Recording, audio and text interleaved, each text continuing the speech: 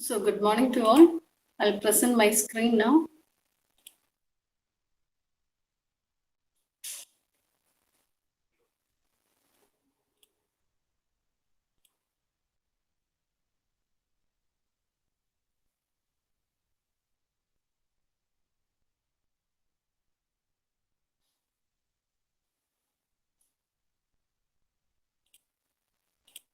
Hope you can see the screen. Hello? Can you see the screen? Okay.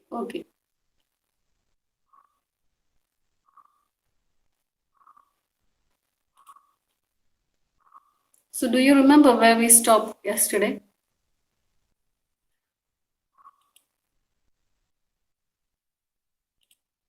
Hello? Anyone? Do you remember where we stopped yesterday?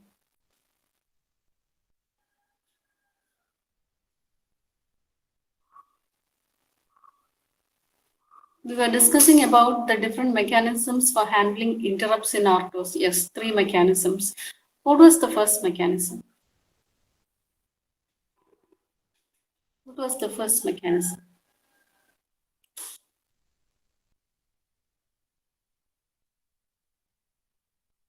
Direct call to ISR, isn't it? Direct call to an ISR, yes. And second mechanism,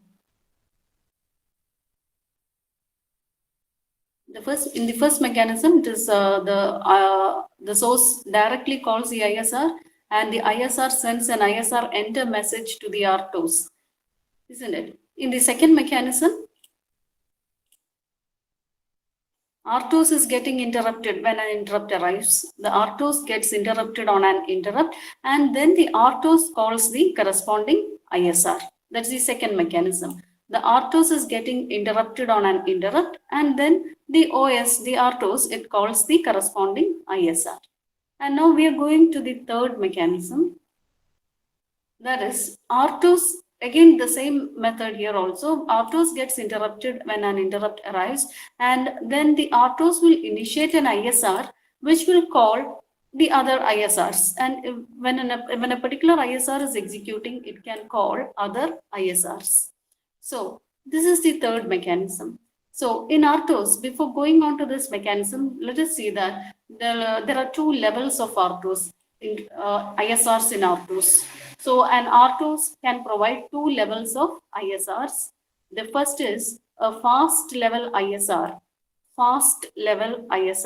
or in short, you can call it as FL ISR, or it is called hardware interrupt ISR. So the first level is level of ISR is a fast level ISR or FL ISR or hardware interrupt ISR. And the second one is a slow level ISR, SL ISR. In short, you call it as SL ISR, or it is also called software interrupt ISR. So these are the two levels of ISRs in RTOS. So in the first one, it is simply called ISR in WinC because that is the most common interrupt in WinC. So it is simply called ISR. Instead of FL ISR, the common name used is ISR. And it reduces interrupt latency or the waiting period. It can reduce the fast level ISR. It directly calls the ISR, and so it reduces the interrupt latency or the waiting period. And also another factor associated with interrupts is jitter. Jitter is the difference between the worst case and the best case interrupt latencies. So if they are in a particular RTOS, if there are several interrupts arriving in the system, the time at which the first interrupt is executed and the time at which the last interrupt, the worst case interrupt gets executed, and if you take the difference between the time taken to service each of these interrupts, then you get the jitter for the RTOS. So RTOS, in fast level ISR, the jitter is reduced, and also the interrupt latency is also, that is the time taken to service an interrupt is also reduced. Since the request directly goes, it is a hardware interrupt that directly calls an ISR. The next is a slow level ISR or SL ISR, or it's also called software interrupt ISR. And this is also called interrupt service thread, IST in WinCE, interrupt service thread. The slow level ISR or the software interrupt ISR is also called interrupt service thread in WinCE. WinCE is an RTOS. So these functions in the IST functions here as a deferred procedure call.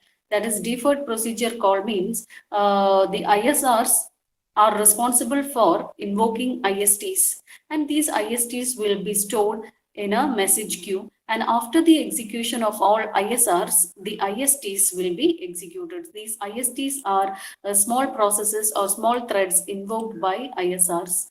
And these ISTs will be stored in the message queue. Once all the ISRs gets executed, that is, ISR has higher priority than IST. So once all ISRs are executed, then the ISTs will be executed, where since its priority is less than ISR. So, and each IST is generated as in response to a interrupt source call ISR. So the ith IST is a thread to service the ith interrupt source call, and we can summarize this in a figure below.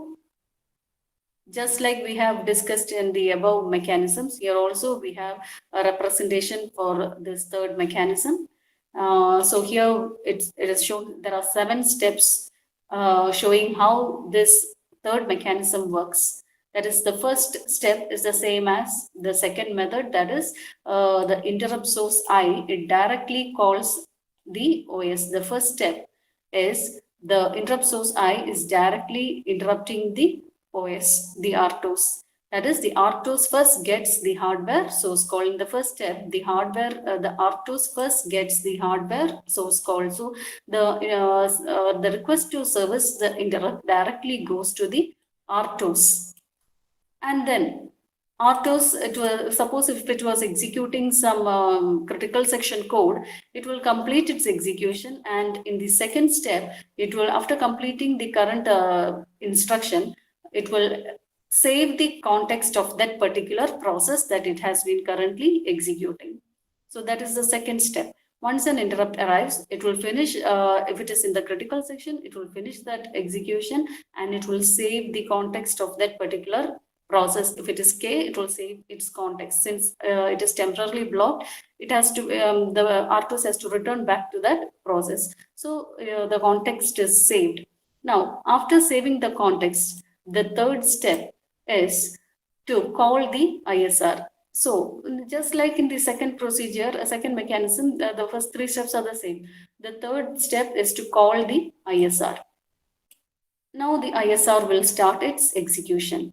And again, the fourth step is also the same. While executing the ISR, it can send messages or it can invoke ISTs events to execute ISTs, and these events will be stored in the message queue. Or it is a first in first out, it can be a first in first out queue, or it can be a priority queue, etc. So it is stored in this particular queue. And this interrupts ISR after its execution, that is in the 5th step, when it has completely executed, it will return back to the point where it has been called, that is to the RTOS.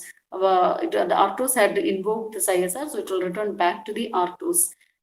But as soon as it returns, the RTOS will not retrieve the context K of the temporarily blocked process. Instead, it will go to the message queue and it will execute all the ISTs in order. And so the 6th step is, instead of resuming the temporarily blocked process, the OS will execute all the ISTs that has been stored. So these ISTs, during its execution, if any in ISR arrives, then again this IST will be temporarily blocked and the ISR will start execution, because ISRs have higher priority than ISTs.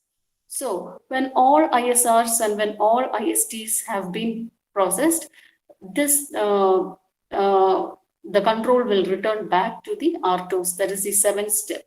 Return back to the OS when all the messages have been processed. All the events or all the tasks that are in the queue have been executed. That is when all ISTs have been executed. So at the end of the queue, at the last step, this arrow shows retrieve the context K and run the task K again. That is, here we have saved the context K, and after executing all the ISTs that has been invoked by the ISR, the RTOS will resume the process K that has been blocked initially, and it will continue its execution. In the second mechanism, we said that once the ISR completes its execution, it will check whether the priority of the process K is greater than all these events or all these tasks in the event queue. If it has higher priority, the context, the process K has higher priority than all those that are in the queue, then the process K will start execution. But here it is not the case. The K will not start its execution until all the ISTs have been completely executed. Is it clear?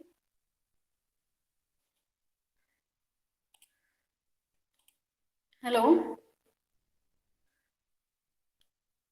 Can you hear me? Okay.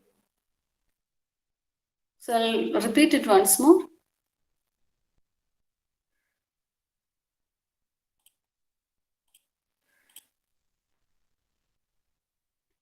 The first few steps are the same. The difference between the second and the third mechanism is that here we have saved the context K when switching to the ISR in the second step. And after return from the ISR, the RTOS in the second mechanism, it will check whether all these events or all the messages, these messages are nothing but requests to invoke certain threads, certain interrupt service threads, ISTs. And if all these ISTs, it will check the priority of the ISTs in the queue as well as the priority of the process that has been temporarily suspended. If the process that has been temporarily suspended has higher priority, then this will start execution. That is the second mechanism. But in the third mechanism, in this mechanism, the third step, all these ISTs will be executed. And if there are any interrupts arriving in between these ISTs, those interrupt service routines, ISRs, will also get executed. And when everything has been completed, it will retrieve the context K and run the task again. So this, it shows that the ISRs, only after execution of all ISRs and ISTs, the temporarily suspended process gets executed. So the highest priority is for ISR, then comes IST, and then the normal processes running in the system. And another point to be noted here is that whenever an ISR starts its execution, so here it is starting its execution in the third step, and while this ISR is getting executed, no other process is allowed to run. That is, preemption is blocked while ISR is getting executed. So it doesn't get preempted as long as it is executing. So that is summarized in these steps below. That is the first step, the RTOS first get an interrupt source call. That is this first step, an interrupt is coming and it is interrupting directly to, it is the request goes directly to the RTOS. Then the RTOS initiates the ISR. Next, the RTOS should call the ISR. And before calling the ISR, it will save the context of the currently running process, that is K. So the RTOS initiates corresponding ISR after finishing its critical section. That is the time delay here. It will finish the critical section, and then it on reaching the preemption point, it will save the context K. And then the third step, the ISR executes the code, and it will the code will mask further preemption. That is, while the ISR is getting executed, the preemption is now blocked. That is, the interrupt service routine, it will completely execute once it is invoked by the RTOS. There is no preemption during its execution. And during its execution, in the fourth step, ISR can send one or more outputs, that is, events and messages can be put into the first in, first out mailbox or a queue and this queue contains the ISTs. It is this queue which contains the IST. So while it is executing, it can send messages to this queue. And finally, after it's executed, I said there is no preemption. So finally, it will return back to the point from where it has been called.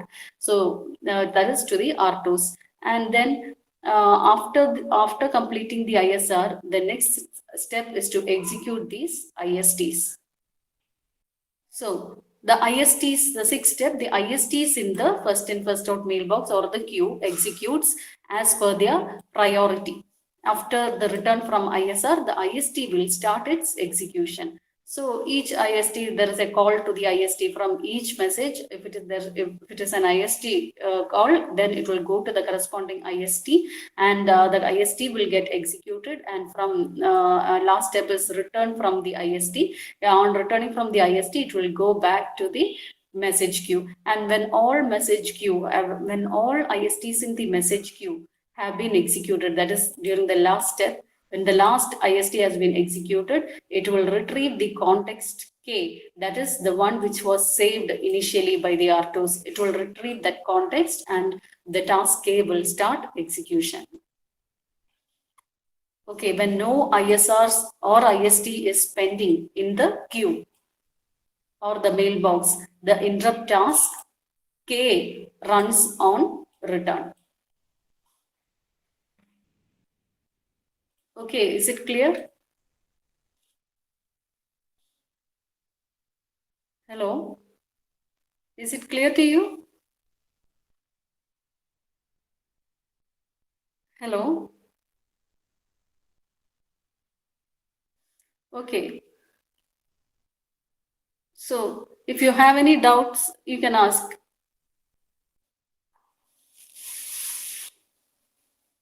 Just remember that there are ISRs running, and these ISRs can fork ISTs.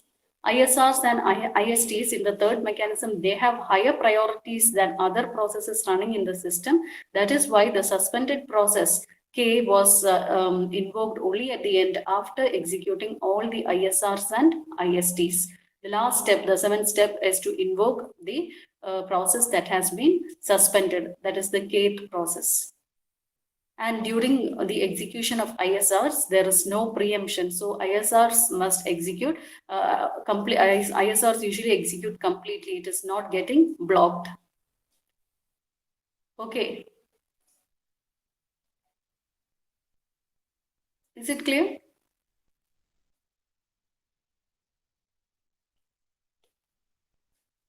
Okay. So these are the three mechanisms for handling interrupts in RTOS.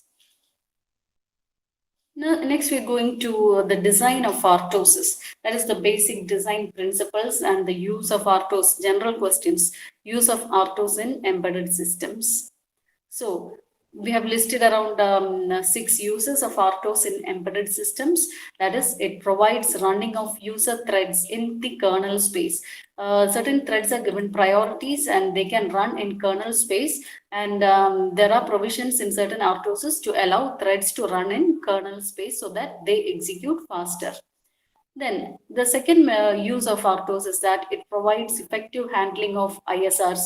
We had studied the mechanisms for handling ISRs, and there are different mechanisms, and all these three mechanisms provided by RTOS support servicing ISRs effectively. And also there are device drivers for communicating with hardware, interrupt service threads or tasks, and small threads that are being invoked by ISRs which can execute faster. And these threads are small units of execution, and they complete small tasks faster than other processes. Then it provides memory allocation and deallocation, and restricts access to stack and other critical blocks. Another use of RTOS is that it provides scheduling, and that is the next section we are going to cover. It provides scheduling and running and blocking of tasks, etc.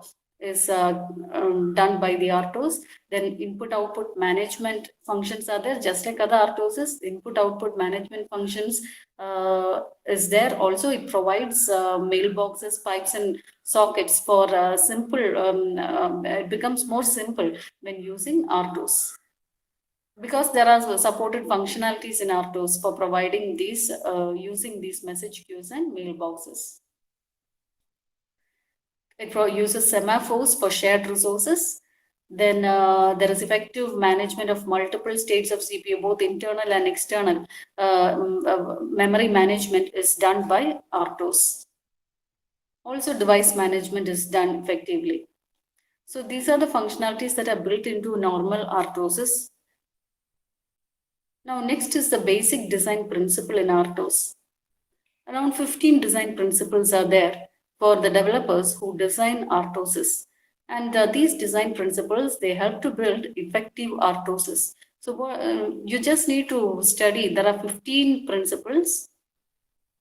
Study 5 to 6 of them. Okay. Is it clear?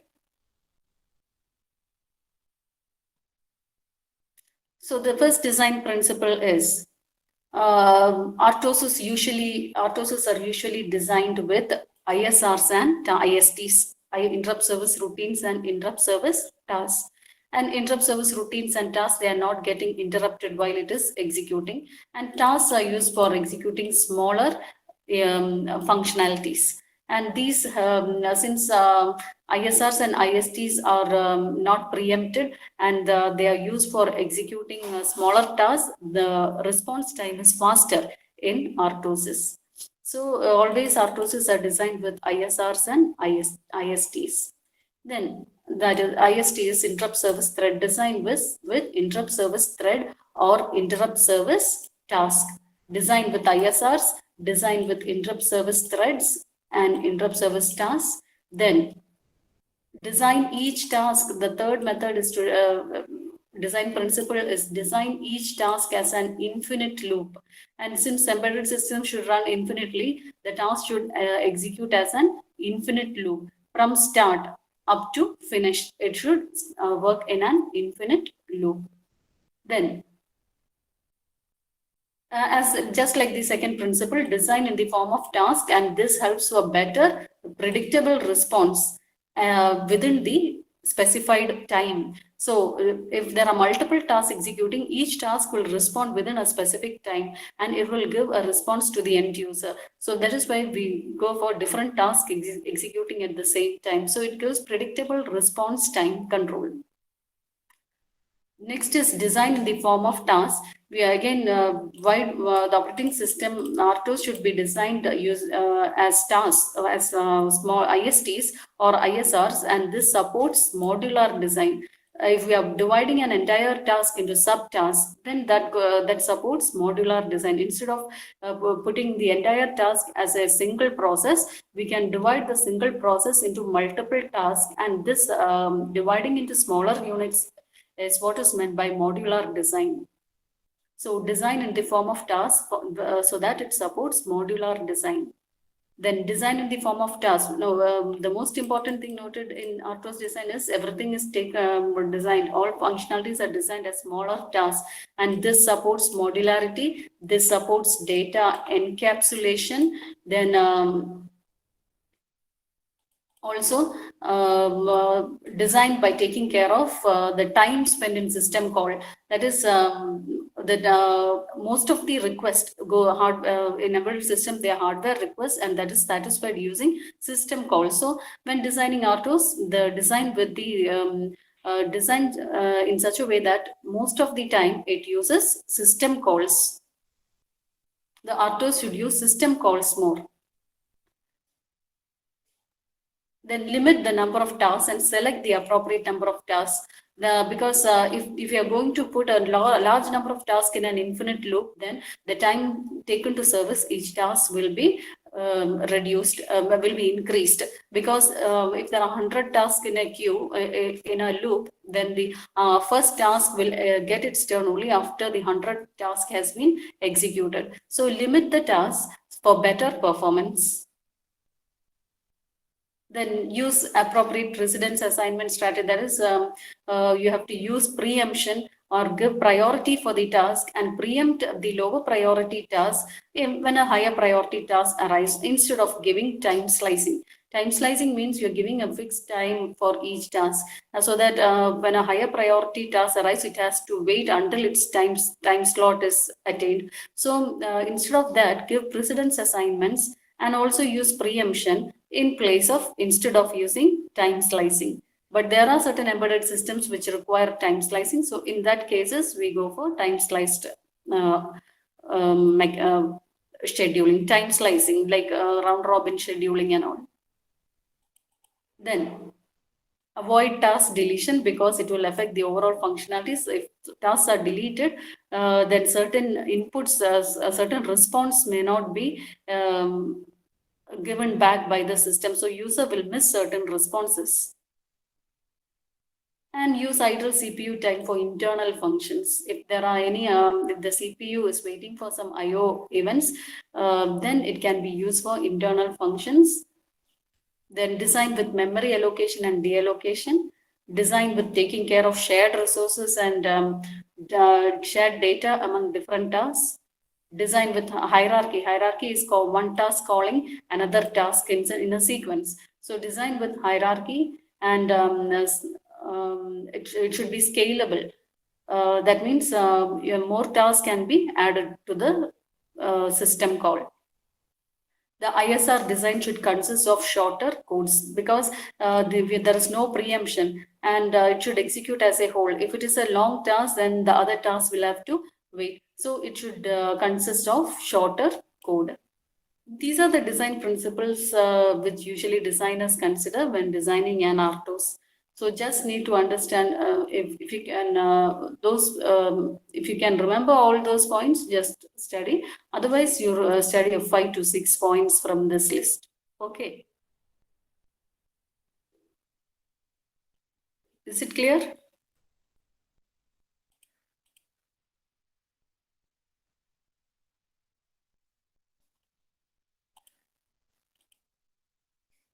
Okay.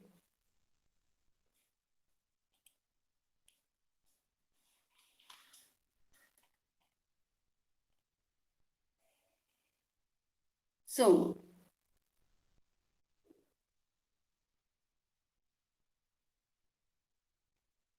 any doubt in this section? Any doubt?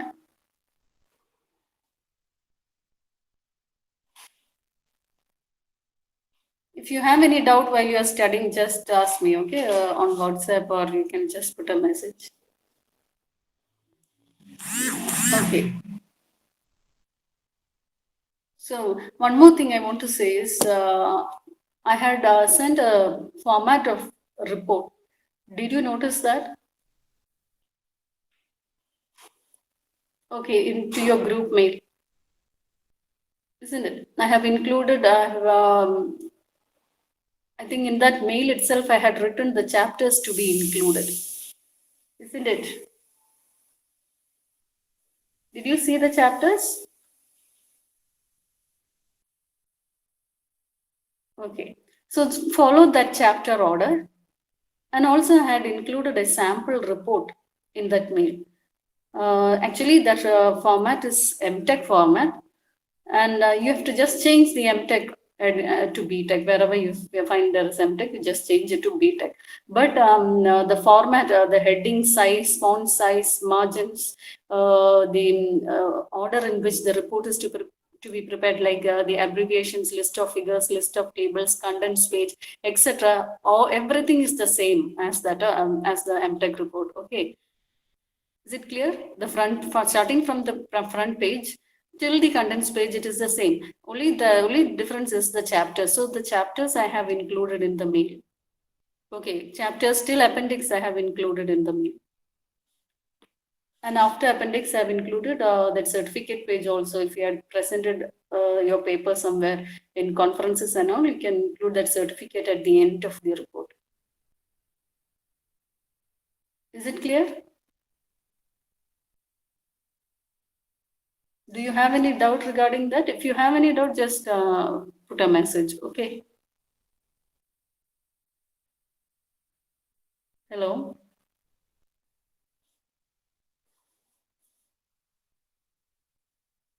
Okay. Now, take your attendance, please.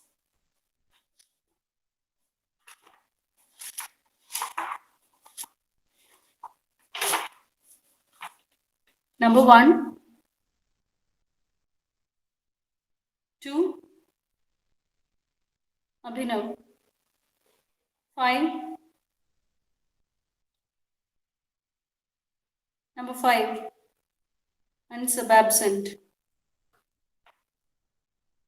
I can see him here, Ansab. Okay, number 6.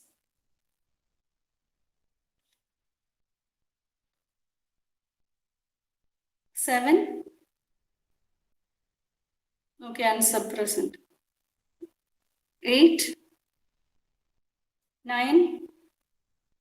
11. 12. 13. 14. 16. 16, number 16.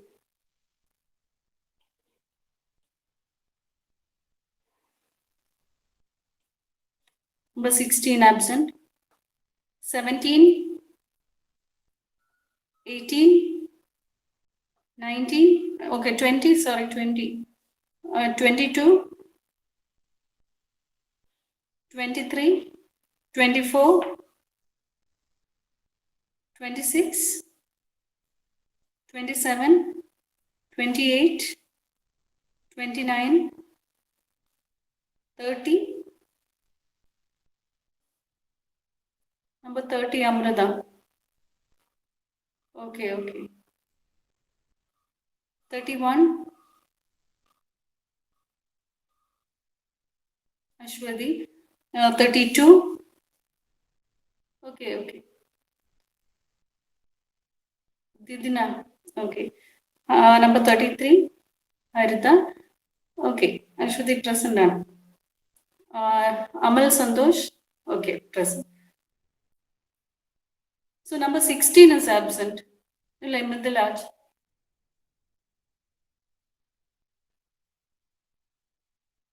Okay, number 16 is absent.